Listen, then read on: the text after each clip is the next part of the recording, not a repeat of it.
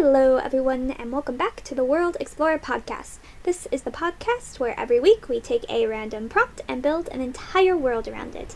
My name is Casey, and I'm joined with Isaac. Hello! So, today we are world building trees! Yes, trees. Because, I was thinking to myself, hey, wouldn't it be cool if there was a world that was just this gigantic, dense forest, like the entire world is, like this, maybe more like a jungle, with very tall trees, but if you were to go above the trees, you enter this whole other world, almost like another dimension, and this world would be inhabited primarily, like the dominant species would be owls. So, have you read the Owl Gowl series? No, I have not. Okay. We just have to tread lightly. Oh, no. It's a really good series, by the way. Would recommend. Do not watch the movie. The movie can burn, but the books are really good. I did see, and that's how I know about the books. Why? Why? Why would you? Because my dad was watching it. It's wrong. It's so wrong. It ruined the book. Like, my dad was reading the series, and he quit the series because of the movie. Yeah, I've heard you rant about the movie, and then compare it to the books, and yeah, the books sound way better. They made the brother and the villain the same character. They are separate characters with distinct personalities and dynamics that are to be explored and used and interact. Like, it also made no sense for. Oh my gosh, I hate that movie. I've never hated a movie, so it's one of my top 3 least favorite movies to ever watch. So, in the books, was there an alternate dimension above the trees or something? No, it's just the fact that this is a world dominated by owls, and they live in trees, and so you kind of just have to be careful in that. Well, this is a world where it's all owls, except for there's a wolf. There's a few other animal tribes, but they're not talked about much. Well, owls would live in trees, unless they are owls that live, in burrows on the ground and stuff, which is something I wanted to think about. They have those too. Oh, okay, never mind that. Well, I was gonna say one of the elements of the world that I was thinking of is you could have flightless owls that live on the ground. Maybe one of them could be our main character who dreams of the world above the trees and wants to see what it is like, but he is stuck on the ground. And that could be our starting point. So what do you mean by he's flightless? This is a new species of owl, or it's just one of the weaker breed of owls that can't fly as high and therefore can't make it? I think that he should have some level of flight, but just not enough to where he can make it. I think owls are one of the birds that can fly. There's a lot of different species of owls. I don't know if there are any that can't fly. I don't think there's any flightless owl species. One moment, I'm looking it up. Apparently there was a debate if burrowing owls flew or not, but they do. Yeah, burrowing owls can fly, they just tend not to, but they can. And that is actually explored in the book, and they have an owl who prefers to run as one of the main characters of the Owls of Gowl series, and they all think he's weird, and it's funny. Okay, so we can have some owls that just barely fly, and our main character is one of them.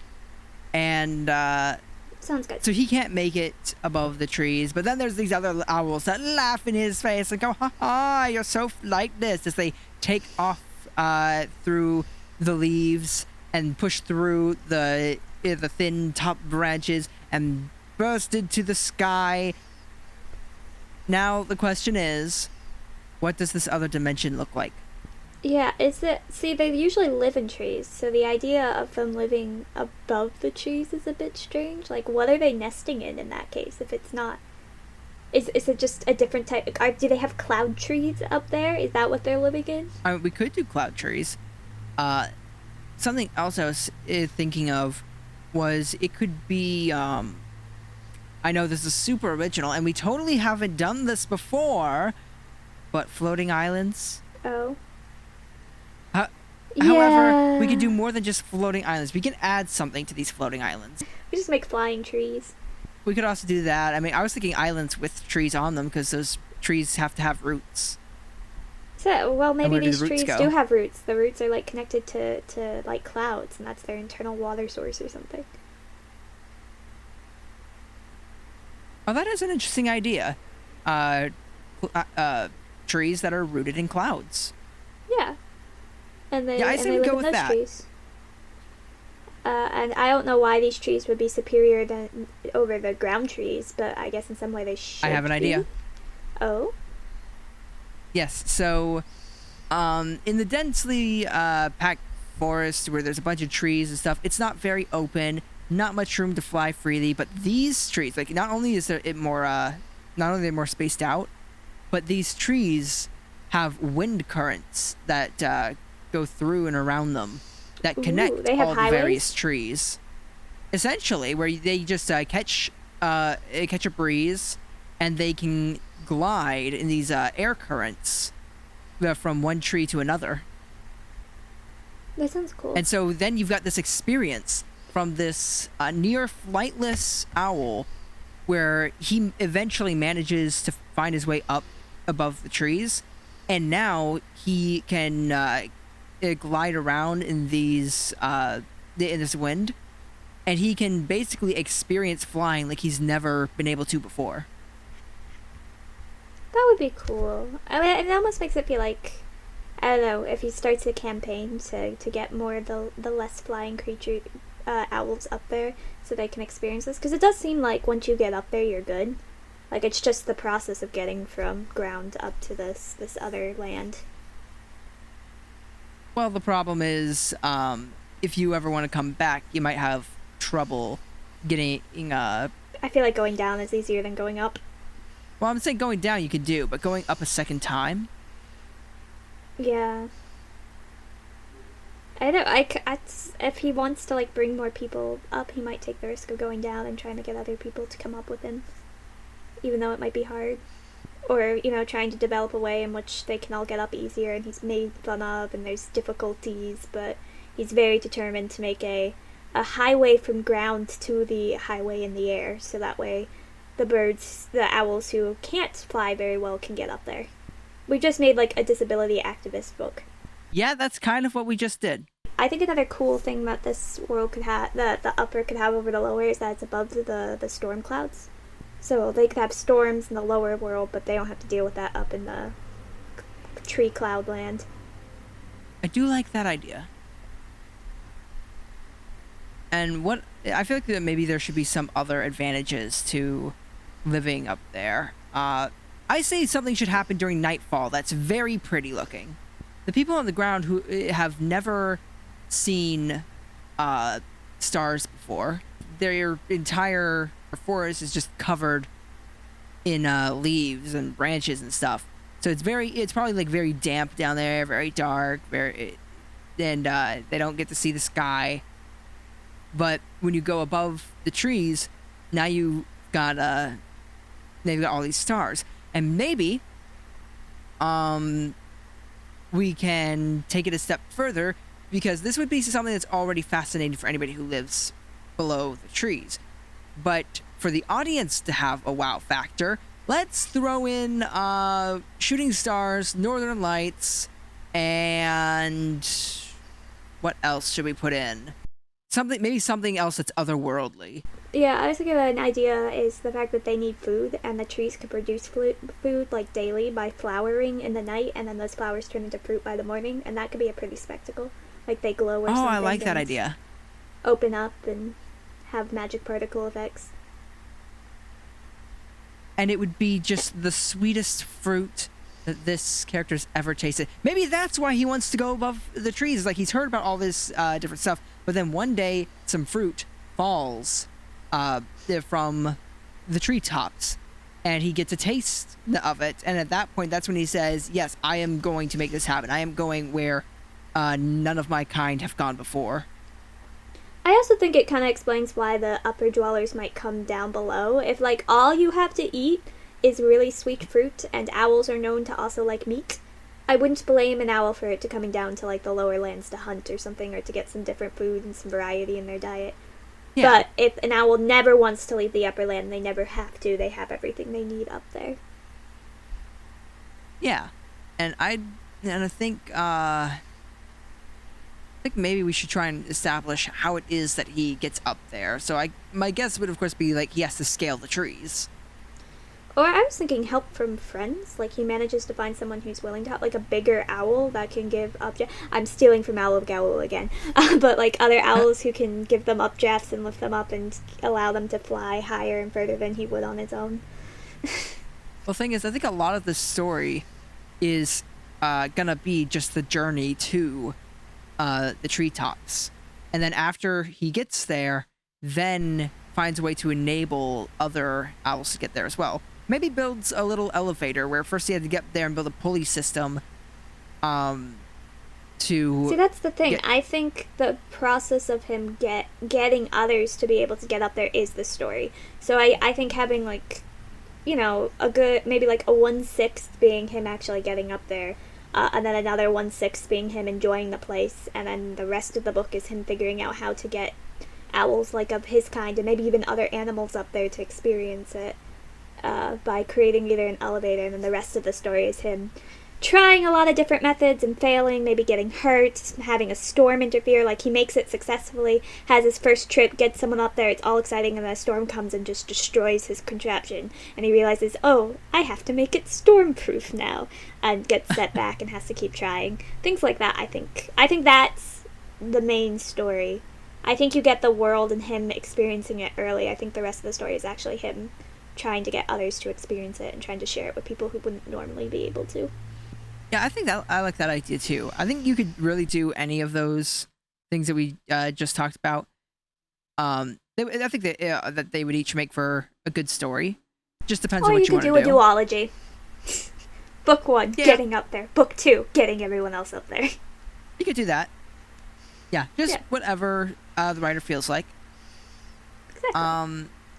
So breaking through the treetops, I'm trying to envision like what is that like? Because if the idea is that you can build up an elevator up there, then can you build an elevator through the treetops? In which case you have to like punch a hole through it, which I wouldn't think is possible. I imagine that it's a very thin. You have to be able to fly up there. Well, I imagine it being, we'll say, fantasy levels of thin branches to the point where you know how a tree gets thinner and weaker branches to the point where they're just like twigs the further up you go. Yeah. Well, what if this was just fantasy levels of thin to where you could pretty much just fly through it and it all just breaks as you come into contact with it, but because magic, it all grows back together behind you so that there's never a hole punched through the treetops, but birds can still fly up through it. Yeah, that would create an interesting challenge for the main owl to have to solve, is like, unless he has the elevator go up to the treetop, and then he just has a ladder to the top, and then the owls can break through themselves. Well, at that point, I think that counts as punching a hole through the portal, I guess what you call it, the treetops. Which that could actually be what he tries at first, and that's why it's not stormproof. Is maybe if you try and punch a hole through. Actually, you know what? How about this? Maybe you can try and punch a hole through the portal, the treetops, but you cannot keep it there. The treetops try to force themselves shut, and if it's held open like that for very long, it's just going to destroy whatever you put in there. Oh, like okay, you could yeah. Theoretically, like maybe have somebody fly in the treetops, and they'd be fine so long as they're like surrounded by the tree limbs and they're moving around and stuff. But if you have something that's making a clear path from one side to the other, it's going to just crush whatever is in its path. Yeah, but again, so my idea is just that the elevator can go up to that line, and then at that point they should be close enough where the owls themselves can fly through it. Well, maybe that could be an initial struggle, is that he can't find a way to just climb through it, and he has to actually work up his wing muscles to be able to fly up through it. And then from there, one of the only ways that he can really think of to help others get up there is encourage them all to start flying more. But maybe that could be a large part of the story, and a lesson from the story is get off your lazy butt and start moving around and lose some weight. Well, okay, alright. Before we start dissing on burrowing owls, they have some stupidly strong legs, okay? And they can outrun you. Okay, so maybe these owls in particular in this world are just incredibly lazy, and that's why they do not fly up there. Yeah, but because the whole thing with burrowing owls, or at least, is to they just don't want to fly. Like, there's no points. They live in a desert area where running is easier and takes less energy. And when you're in an environment with low food and low water, you want to use as little energy as possible. This area wouldn't be a desert; it's a forest. But I think maybe True, yeah, a it's the reason we jungle. could have some owls that are unable to fly all that well could be that maybe a long time ago, we had most owls living above the trees, and then they discovered that they could go below them. Maybe they didn't originally know that they could go below them. Maybe they thought it was some sort of a void, or they thought that the tops were like so thick that there was no bottom. But then one day, an owl decides to go really deep into there, finds out that there's a whole nother world below the trees, and then they all go down there, and a bunch of them decide to stay because they find out there's food on the ground, and it's just basically it's a paradise down there where they don't have to fly anymore. But then over time, they lost largely their ability to fly because of that, because they were just staying on the ground, and then they ate up all of the main resources and the most delicious of resources. So now they're limited on their food choices and their palates and what all they have to eat. Meanwhile, the people or the birds that kept on flying, the ones that didn't leave the clouds, they are still able to go back and forth as they please. And this is how you get some that can fly and some that don't.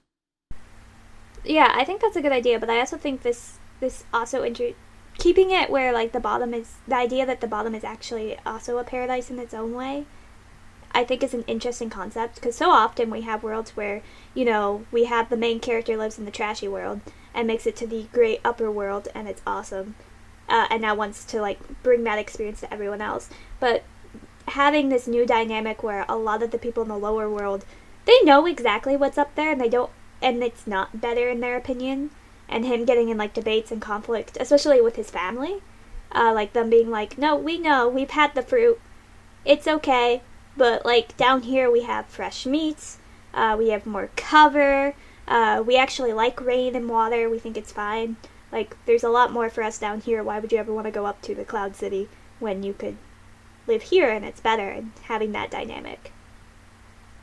Well, I think that part of the idea is that it is maybe seen as somewhat of a paradise on the ground, but also it's not as much of a paradise as it used to be, because they just overconsumed on their resources when they found out that there was a whole world below the clouds. And so it's not nearly as nice as it once was, but now they can't, they largely can't go back.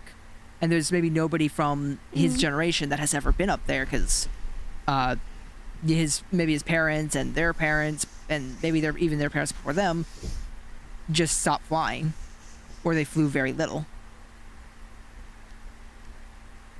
Yeah, I guess there's room for both of those type of stories. Like either one seems like a valid option. Yeah, I'm just trying to give more of a reason. Less paradise. I'm just trying to make the paradise below the trees not as much of a paradise as it used to be, so that there is more reason to want to go back to the one above. And maybe over time, the one above the trees actually became even more of a paradise, like, because they continued to build their society, and they continued to maybe make innovations in whatever owl technology they've got.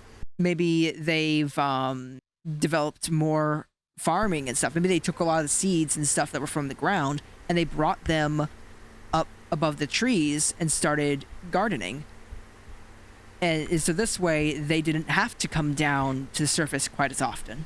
Yes, but then you could also have the dynamic of they form a government, and it's not a nice government, but he finds that out a little too late.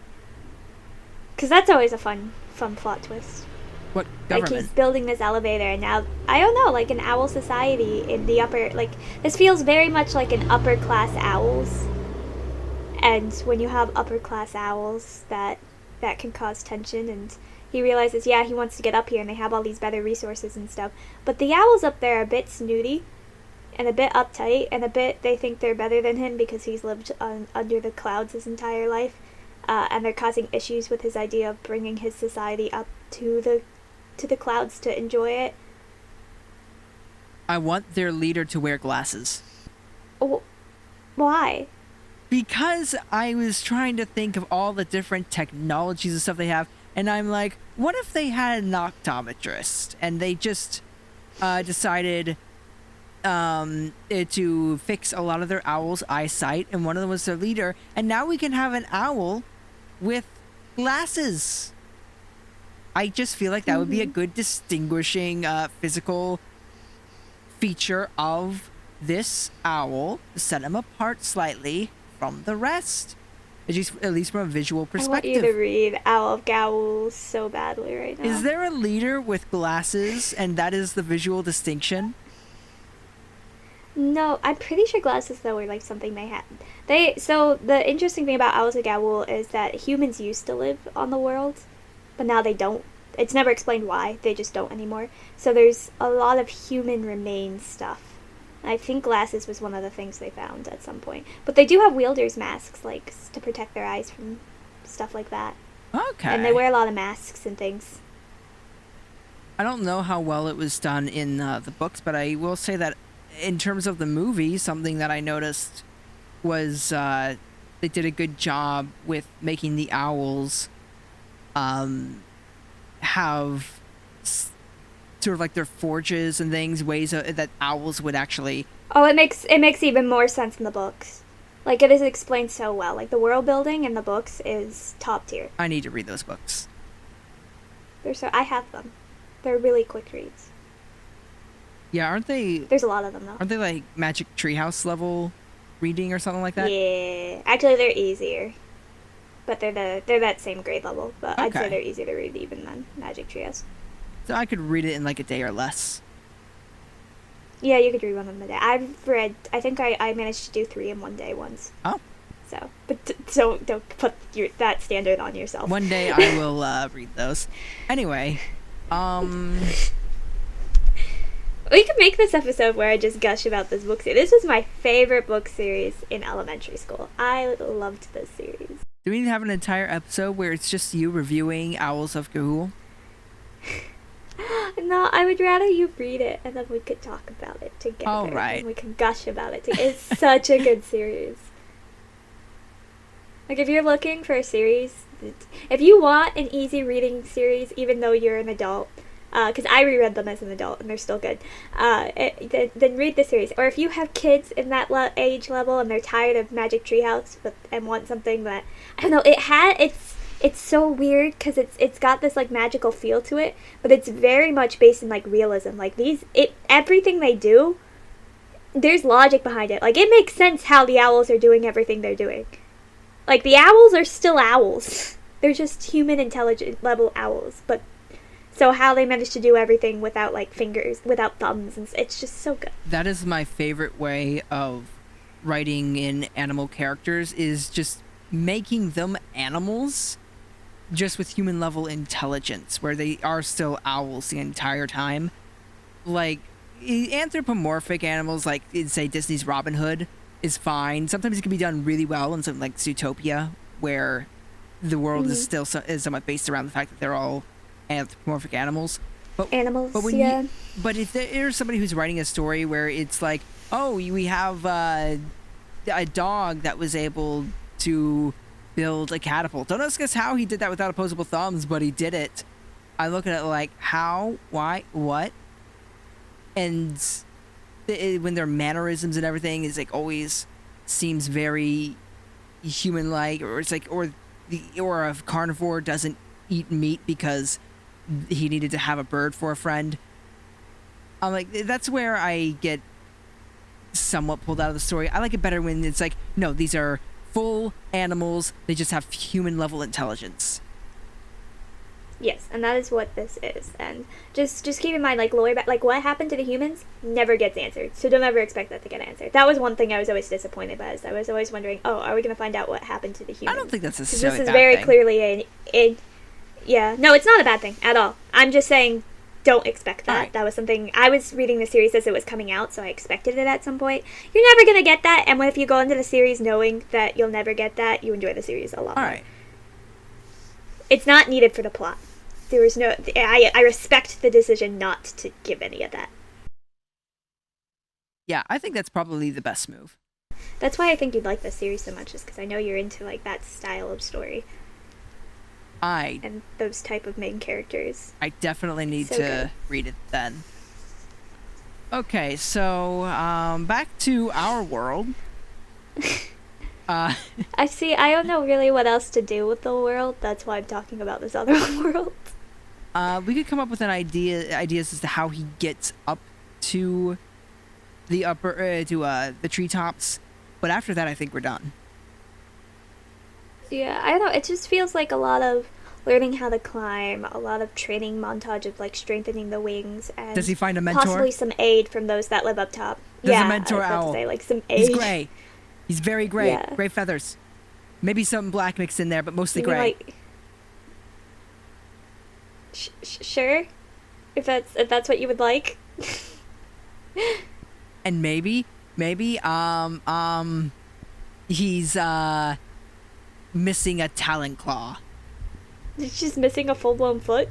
No, just like one claw, like one toe, essentially, not the whole foot. Otherwise, he would be toppling okay, over a bit. that's Or maybe fair. he is missing a full foot, and so he is somebody who used to run around on the ground, but then after he lost his foot, he started flying more, and then that is why he is able to reach the treetops. And he's there, basically as an example, showing this main character, hey, look, it is possible to go from somebody who can barely fly to someone who can fly really well. Oh, that's encouraging. That'd be fun. Yeah, I'm actually A-okay The with the one idea of him missing a full foot. And also, if we had the idea of technology in the sense like they have glasses and things up there, it's not surprising that once he got up there, he was able to get like a like almost like a peg leg A or something that prosthetic kind of talon. yes. Yeah. I am taking some inspiration from Gahul, and I'm going to say it's made of metal.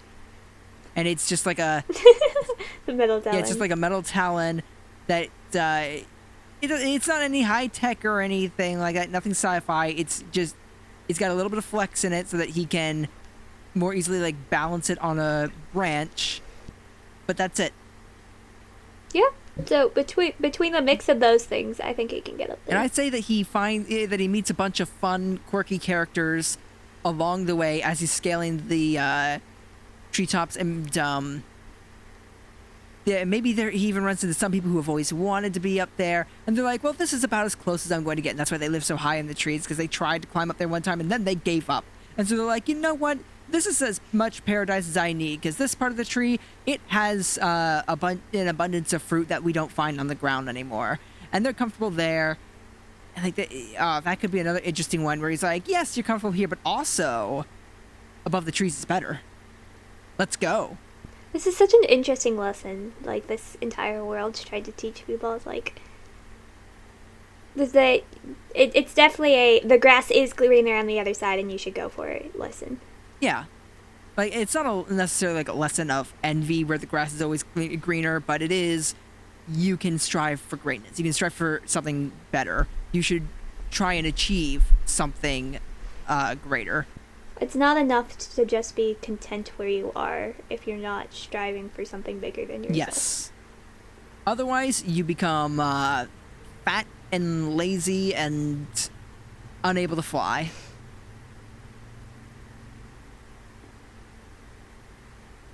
Yeah, I think that's a message some people need Yep. to hear.